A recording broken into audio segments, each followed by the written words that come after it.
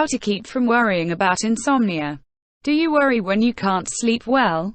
Then it may interest you to know that Samuel Untermyer, the famous international lawyer, never got a decent night's sleep in his life. When Sam Untermyer went to college, he worried about two afflictions, asthma and insomnia. He couldn't seem to cure either, so he decided to do the next best thing: take advantage of his wakefulness. Instead of tossing and turning and worrying himself into a breakdown, he would get up and study. The result? He began ticking off honors in all of his classes, and became one of the prodigies of the College of the City of New York. Even after he started to practice law, his insomnia continued. But Untermyer didn't worry. "Nature," he said, "will take care of me." Nature did. In spite of the small amount of sleep he was getting, his health kept up and he was able to work as hard as any of the young lawyers of the New York bar. He even worked harder, for he worked while they slept. At the age of 21, Sam Untermyer was earning $75,000 a year. And other young attorneys rushed to courtrooms to study his methods. In 1931, he was paid for handling one case, what was probably the highest lawyer's fee in all history. A cool $1 million cash on the barrelhead. Still, he had insomnia at half the night and then got up at 5 a.m. and started dictating letters. By the time most people were just starting work, his day's work would be almost half done. He lived to the age of 81, this man who had rarely had a sound night's sleep. But if he had fretted and worried about his insomnia, he would probably have wrecked his life. We spend a third of our lives sleeping, yet nobody knows what sleep really is. We know it is a habit and a state of rest in which nature knits up the revealed sleeve of cur, but we don't know how many hours of sleep each individual requires. We don't even know if we have to sleep at all. Fantastic. Well, during the First World War, Paul Kern, a Hungarian soldier, was shot through the frontal lobe of his brain. He recovered from the wound, but curiously enough, couldn't fall asleep. No matter what the doctors did, and they tried all kinds of sedatives and narcotics, even hypnotism, Paul Kern couldn't be put to sleep or even made to feel drowsy. The doctors said he wouldn't live long. But he fooled them. He got a job, and went on living in the best of health for years. He would lie down and close his eyes and rest, but he got no sleep whatever. His case was a medical mystery that upset many of our beliefs about sleep. Some people require far more sleep than others. Toscanini needs only 5 hours a night, but Calvin Coolidge needed more than twice that much. Coolidge slept 11 hours out of every 24. In other words, Toscanini has been sleeping away approximately 1/5 of his life, while Coolidge slept away almost half of his life. Worrying about insomnia will hurt you far more than insomnia. For example, one of my students, Ira Sandner, of 173 Overpeck Avenue, Ridgefield Park, New Jersey, was driven nearly to suicide by chronic insomnia. "I actually thought I was going insane," Ira Sandner told me. "The trouble was, in the beginning, that I was too sound a sleeper. I wouldn't wake up when the alarm clock went off, and the result was that I was getting to work late in the morning. I worried about it, and, in fact, my boss warned me that I would have to get to work on time. I knew that if I kept on oversleeping, I would lose my job. I told my friends about it, and one of them suggested I concentrate hard on the alarm clock before I went to sleep. That started the insomnia. The tick-tick-tick of that blasted alarm clock became an obsession. It kept me awake, tossing, all night long. When morning came, I was almost ill. I was ill from fatigue and worry. This kept on for 8 weeks. I can't put into words the tortures I suffered. I was convinced I was going insane. Sometimes I paced the floor for hours at a time, and I honestly considered jumping out of the window and ending the whole thing. At last I went to a doctor I had known all my life. He said, "Ira, I can't help you. No one can help you, because you have brought this thing on yourself. Go to bed at night, and if you can't fall asleep, forget all about it. Just say to yourself, I don't care a hang if I don't go to sleep. It's all right with me if I lie awake till morning. Keep your eyes closed and say, As long as I just lie still and don't worry about it, I'll be getting rest, anyway. Single quote. I did that, says Sandner, and in 2 weeks' time I was dropping off to sleep. In less than 1 month, I was sleeping 8 hours, and my nerves were back to normal. It wasn't insomnia that was killing Ira Sandner. It was his worry about it. Dr. Nathaniel Kleitman, professor at the University of Chicago, has done more research work on sleep than has any other living man. He is the world's expert on sleep. He declares that he has never known anyone to die from insomnia. To be sure, a man might worry about insomnia until he lowered his vitality and was swept away by germs. But it was the worry that did the damage, not the insomnia itself. Dr. Kleitman also says that the people who worry about insomnia usually sleep far more than they realize. The man who swears I never slept a wink last night may have slept for hours without knowing it. For example, one of the most profound thinkers of the 19th century, Herbert Spencer, was an old bachelor, lived in a boarding house, and bored everyone with his talk about his insomnia.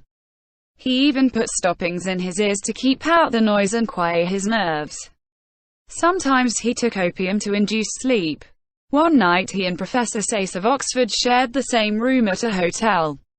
The next morning Spencer declared he hadn't slept a wink all night. In reality, it was Professor Sayce who hadn't slept a wink.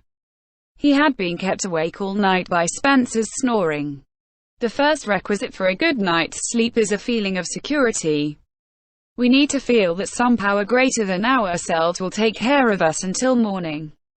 Dr. Thomas Hislop, of the Great West Riding Asylum, stressed that point in an address before the British Medical Association. He said, "One of the best sleep-producing agents which my years of practice have revealed to me is prayer. I say this purely as a medical man. The exercise of prayer, in those who habitually exert it, must be regarded as the most adequate and normal of all the pacifiers of the mind and calmers of the nerves. Let God and let go." Jeanette MacDonald told me that when she was depressed and worried and had difficulty in going to sleep, she could always get a feeling of security by repeating Psalm 22. "The Lord is my shepherd. I shall not want. He maketh me to lie down in green pastures. He leadeth me beside the still waters." But if you are not religious, and have to do things the hard way, then learn to relax by physical measures. Dr. David Harold Fink, who wrote Release from Nervous Tension, says that the best way to do this is to talk to your body. According to Dr. Fink, words are the key to all kinds of hypnosis. And when you consistently can't sleep, it is because you have talked yourself into a case of insomnia. The way to undo this is to de-hypnotize yourself, and you can do it by saying to the muscles of your body, let go, loosen up and relax. We already know that the mind and nerves can't relax while the muscles are tense, so if we want to go to sleep, we start with the muscles. Dr. Fink recommends, and it works out in practice, that we put a pillow under the knees to ease the tension on the legs, and that we tuck small pillows under the arms for the very same reason. Then, by telling the jaw to relax, the eyes, the arms, and the legs, we finally drop off to sleep before we know what has hit us.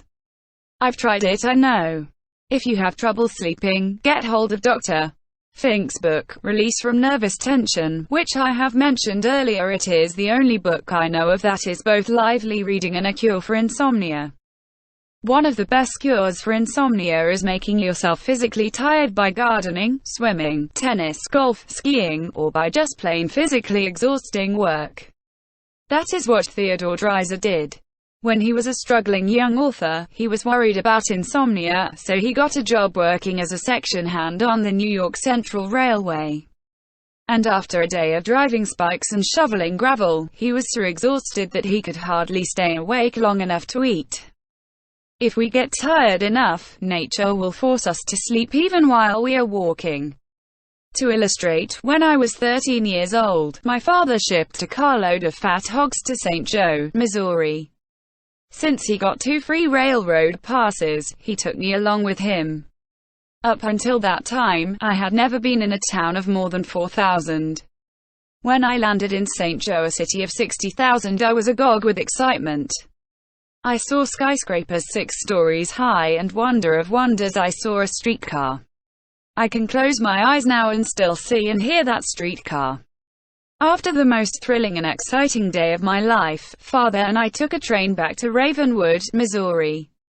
Arriving there at 2 o'clock in the morning, we had to walk 4 miles home to the farm. And here is the point of the story. I was so exhausted that I slept and dreamed as I walked. I have often slept while riding horseback, and I am alive to tell it. When men are completely exhausted, they sleep right through the thunder and horror and danger of war. Dr. Foster Kennedy, the famous neurologist, tells me that during the retreat of the 5th British Army in 1918, he saw soldiers so exhausted that they fell on the ground where they were and fell into a sleep as sound as a coma. They didn't even wake up when he raised their eyelids with his fingers. And he says he noticed that invariably the pupils of the eyes were rolled upward in the sockets. After that, says Dr. Kennedy, when I had trouble sleeping, I would practice rolling up my eyeballs into this position, and I found that in a few seconds I would begin to yawn and feel sleepy. It was an automatic reflex over which I had no control. No man ever committed suicide by refusing to sleep, and no one ever will. Nature would force a man to sleep in spite of all his willpower. Nature will let us go without food or water far longer than she will let us go without sleep. Speaking of suicide reminds me of a case that Dr. Henry C. Link describes in his book, The Rediscovery of Man. Dr. Link is vice president of the Psychological Corporation, and he interviews many people who are worried and depressed. In his chapter on overcoming fears and worries, he tells about a patient who wanted to commit suicide. Dr. Link knew arguing would only make the matter worse, so he said to this man, "If you are going to commit suicide anyway, you might at least do it in a heroic fashion. Run around the block until you drop dead." He tried it, not once but several times, and each time felt better, in his mind if not in his muscles. By the 3rd night he had achieved what drive Link intended in the first place. He was so physically tired and physically relaxed that he slept like a log. Later he joined an athletic club and began to compete in competitive sports. Soon he was feeling so good he wanted to live forever. So, to keep from worrying about insomnia, here are 5 rules. 1. If you can't sleep, do what Samuel Untermyer did. Get up and work or read until you do feel sleepy. 2. Remember that no one was ever killed by lack of sleep. Worrying about insomnia usually causes far more damage than sleeplessness. 3. Try prayer or repeat Psalm 23, as Jeanette MacDonald does. 4. Relax your body. Read the book Release from Nervous Tension. 5. Exercise. Get yourself so physically tired you can't stay awake. Part 7 in a nutshell, 6 ways to prevent fatigue and worry and keep your energy and spirits high. Rule 1. Rest before you get tired. Rule 2. Learn to relax at your work. Rule 3. If you are a housewife, protect your health and appearance by relaxing at home. Rule 4. Apply these 4 good working habits. A. Clear your desk of all papers except those relating to the immediate problem at hand. B. Do things in the order of their importance. C. When you face a problem, solve it then and there if you have the facts necessary to make a decision. D. Learn to organize, deputize, and supervise. Rule 5. To prevent worry and fatigue, put enthusiasm into your work. Rule 6. Remember, no one was ever killed by lack of sleep. It is worrying about insomnia that does the damage, not the insomnia.